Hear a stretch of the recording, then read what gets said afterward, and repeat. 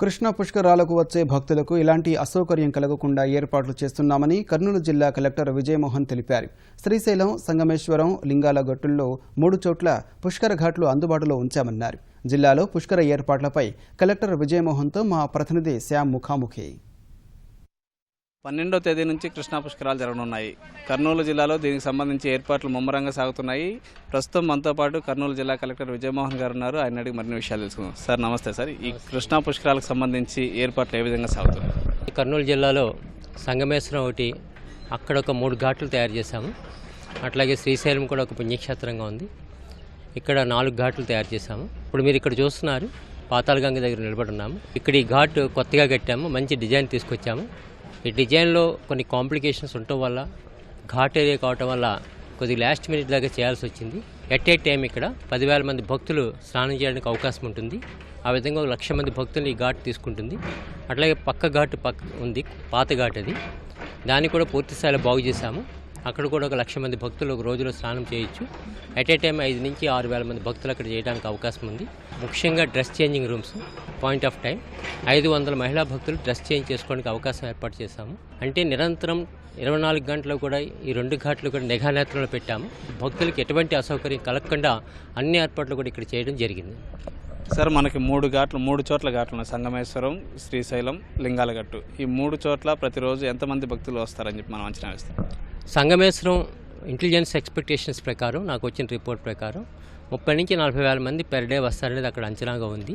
శ్రీశైలంలో పాతాళగంగ కానీ, లింగాలగట్టు కానీ, వెరసి కనీసం 1,00,000 మంది భక్తులు ఎవ్రీడే రావడానికి అవకాశం ఉంది. మేము వేసిన అంచనాలు ఏమిటంటే అప్ టు 5 lakh వచ్చినా కూడా శ్రీశైలం కానీ, ఘాట్స్ కానీ కంఫర్టబుల్గా అబ్జార్బ్ చేయడానికి వీలుగా మేము ప్రణాళిక రచించుకోవడం జరిగింది.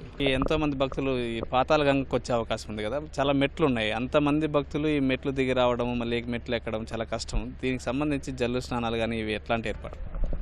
జనరల్గా ఏం చేస్తారంటే మనకి ప్రధానమైన మెట్లు 700 మెట్లు ఉన్నాయి. 700 మెట్ల నుంచి సాధారణ వయస్కులు అందరూ కూడా దిగిపోతారు కంఫర్టబుల్గా. ఎక్కడైనా ప్రాబ్లం వస్తే ఫిజికల్ హ్యాండిక్యాప్డ్కి కానీ, అదర్వైజ్ వృద్ధులకు కానీ ప్రాబ్లం వస్తుంది. అసిస్టెంట్ డైరెక్టర్ డిజేబుల్ వెల్ఫేర్ దీనికి ఇన్ఛార్జిగా పెట్టాము. హెల్ప్ లైన్ కూడా పెట్టాము. ప్రతి చోట కియాస్కులు పెడుతున్నాము, సహాయ కేంద్రాలని. అక్కడ రిక్వెస్ట్ ఫైల్ చేయమని చెప్తున్నాము. ఒకవేళ రిక్వెస్ట్ ఉంటే కనుక ఒక షటిల్ సర్వీస్ని మేము బీటీ రోడ్లో నడుపుదామని అనుకుంటున్నాం. అండ్ వీల్ చైర్స్ కూడా ఏర్పాటు చేస్తున్నాం.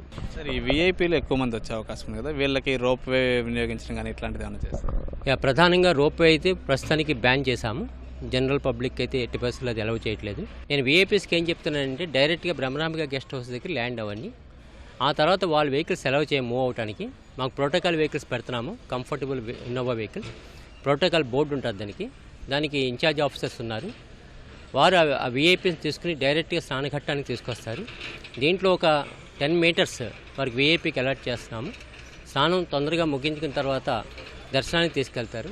దర్శనం తీసుకున్న తర్వాత భోజనం పెట్టించి మళ్ళీ జాగ్రత్తగా పంపిస్తాము. పుష్కర నగర్ల పేర్లతో మనం పలు చోట్ల పుష్కర నగర్లు ఏర్పాటు చేస్తున్నాం. వాటిలో సాంస్కృతిక కార్యక్రమాలు ఏర్పాటు చేస్తున్నాం. ఇక్కడ ఎలాంటి మనకు వసతులు కల్పిస్తాం?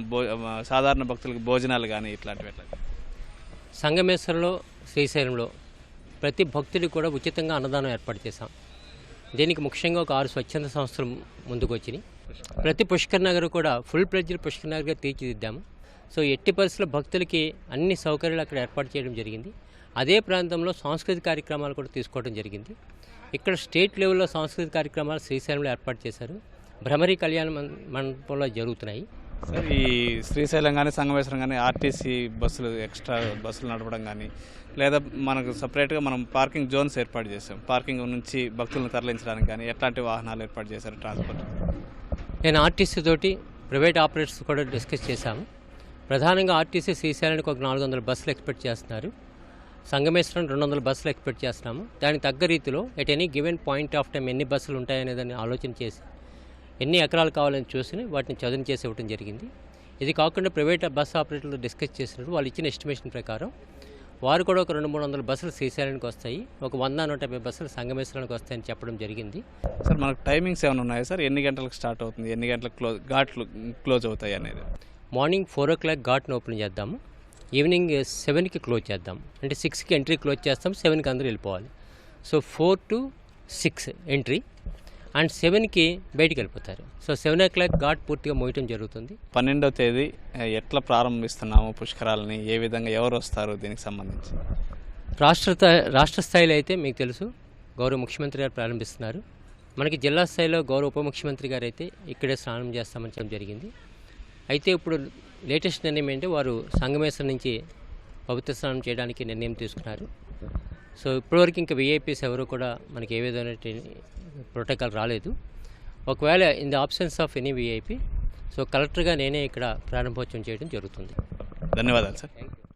ఇది కలెక్టర్ గారు చెప్తుంది. 12వ తేదీ లోపు అన్ని ఏర్పాట్లు పూర్తి చేసి భక్తులకు ఎలాంటి అసౌకర్యం కలగకుండా అన్ని చర్యలు తీసుకున్నామని చెప్పి చెప్తున్నారు. కెమెరామెన్ శేషుతో శ్యామ్, ఈటీవీ న్యూస్, పాతాళగంగా, శ్రీశైలం, కర్నూలు జిల్లా.